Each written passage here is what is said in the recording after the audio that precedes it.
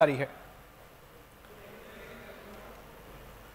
आम खबर दें आपको, पंजाब में आईनी बहरान पैदा होने का खदशा। गवर्नर पंजाब ने स्पीकर पंजाब असेंबली के खत को मुस्तरद कर दिया। गवर्नर की जानिब से आज ही एतमाद का वोट लेने का हुक्म दिया जाएगा। तफसीलात जान लेते हैं बोल न्यूज के नुमाइंदे आरिफ मलिक से। आरिफ, क्या तफसीलात हैं?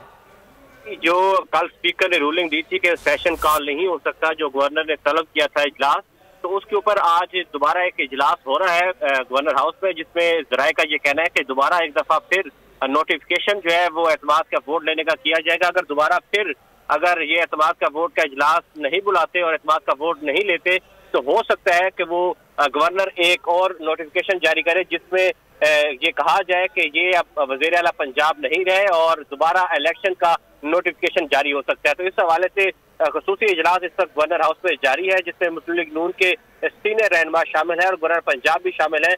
जो कानूनी माहिरीन है वो भी इस इजलास के अंदर शामिल है। उनसे मुशावरत की जा रही है कि पहले सेकंड नंबर पर जो है दोबारा एक नोटिफिकेशन जारी की जाए, समरी जारी की जाए, ताकि इजलास जो है वो तलब किया जाए। अगर इजलास दोबारा भी तलब नहीं किया जाता। बहुत शुक्रिया इन तफसीलात के लिए।